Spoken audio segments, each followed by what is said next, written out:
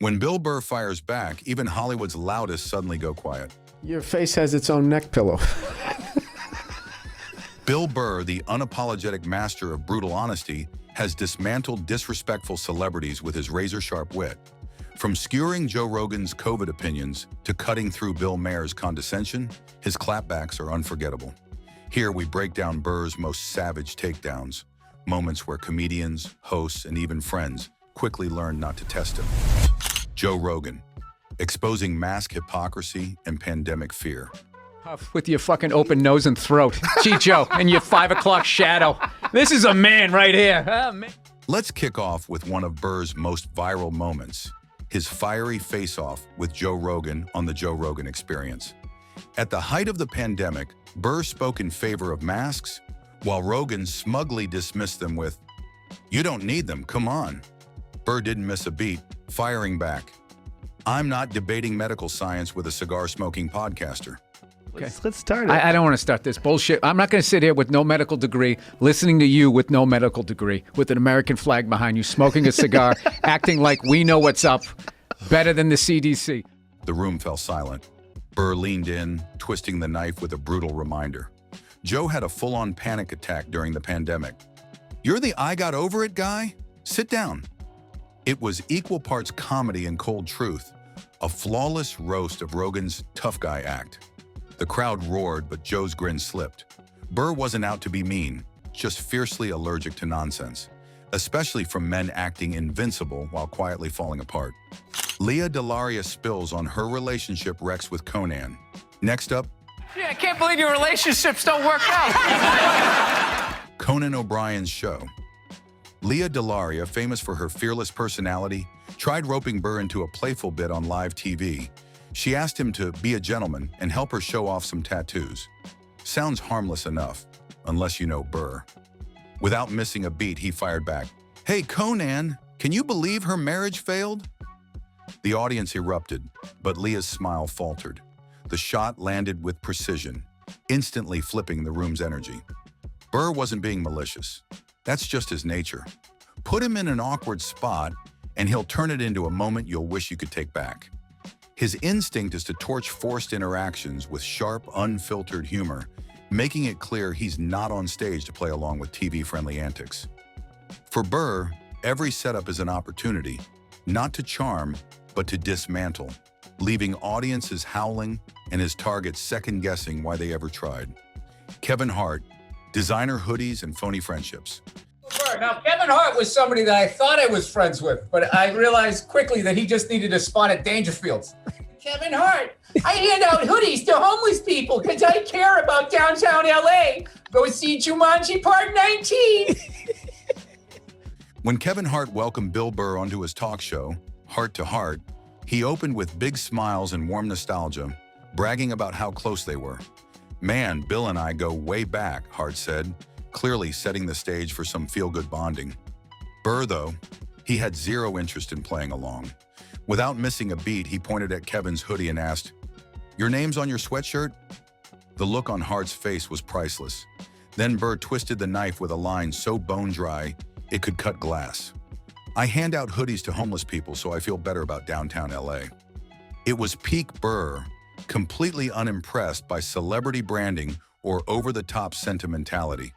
Hart was aiming for a mix of fame, friendship, and philanthropy, but Burr stripped it down to the hollow self-promotion underneath.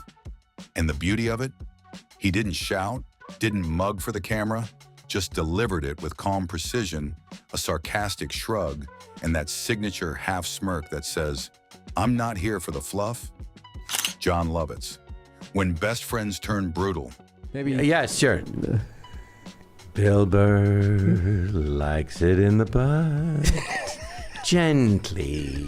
You'd think being Bill Burr's friend might buy you a little mercy, but John Lovitz learned otherwise. During a podcast appearance, Lovitz kicked things off with a crude joke, clearly expecting Burr to laugh and volley something lighthearted back. Instead, Burr went straight for the jugular. Staring him dead in the eye, he dropped, "Your neck fat is its pillow." The room erupted, but Burr wasn't done. Whenever you lash out at me like that, I just know it's all self-loathing. Okay? And you can come in here with your Tony Curtis haircut and act like you're just the bee's knees, and I just don't buy it. With the timing of a sniper, he followed up with a line so dark it sucked the air out of the room. Your dad killed himself to avoid your second show. Brutal? Absolutely. But that's the essence of Burr. Precision roasting that doesn't care about comfort zones. It's not malice, it's a refusal to sugarcoat just because you're a friend. In Burr's world, closeness doesn't shield you.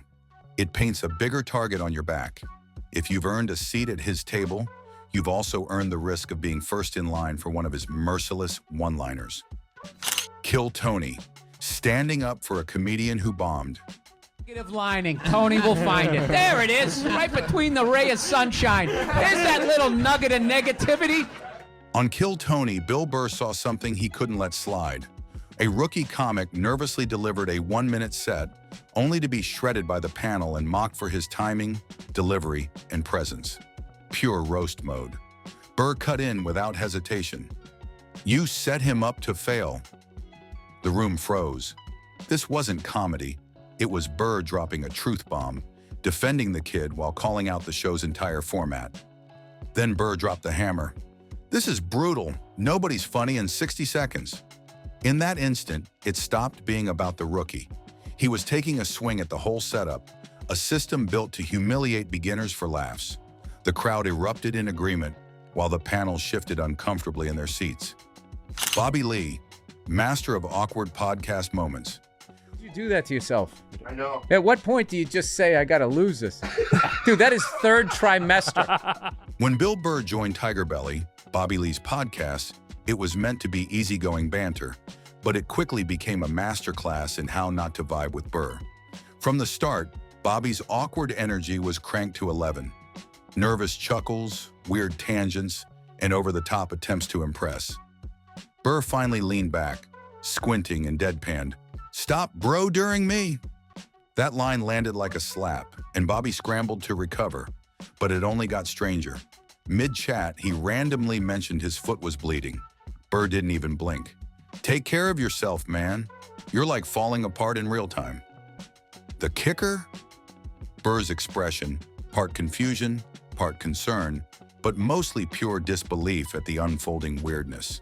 Theo Von's strangest helicopter question yet. My mom got an old cop car for a while, and that was pretty cool. And we would drive around at night and pretend to be cops and shit. It would be like a fun thing we would do when we were kids. Bill Burr's podcast with Theo Von started smoothly, until Theo blindsided him with the strangest question imaginable. "Do you carry a weapon when you fly helicopters?" Burr froze for a beat, his face a mix of confusion, disbelief, and barely contained laughter. Then came the punch. "You think I roll with a Uzi?" Theo mumbled something about self-defense and airspace with unwavering resolve. Burr wasn't letting that garbage slip.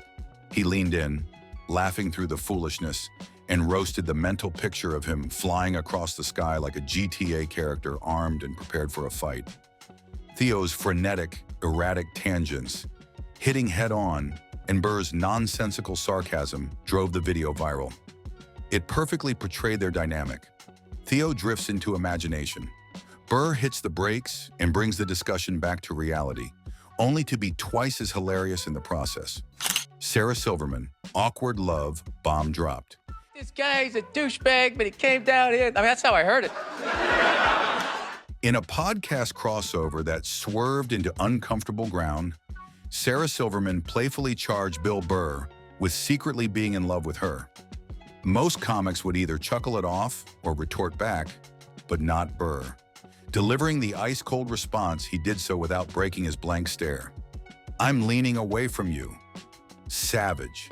The room roared, but the burn lingered. The instant was painfully tense, funny but soaked with anguish. Sarah laughed uneasily, but Burr doubled down, actually sliding back in his chair.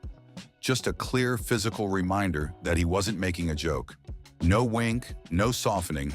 The audience erupted, detecting just the right blend of comedy with quick timing and discomfort. Howie Mandel, the YouTube plaque embarrassment.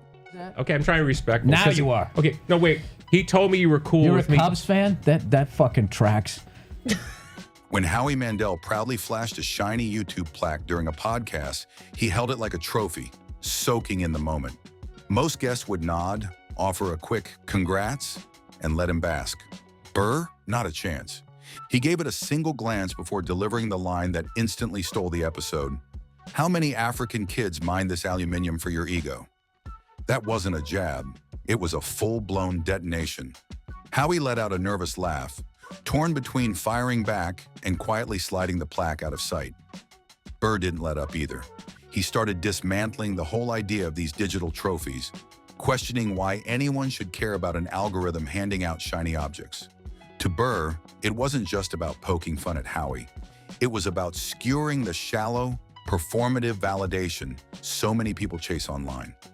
The exchange was as uncomfortable as it was hilarious, perfectly blending Burr's ruthless honesty with a sharp reminder: if you're fishing for admiration, don't invite him to hold the bait. Bill Maher, Latin Lessons and Slack Showdown. Don't you save that for your parties when you're wearing your smoking jacket? I'll tell you, that Bill Maher is really smart. He is really well-read. He just said prima paravardis. On Real Time with Bill Maher, things heated up fast.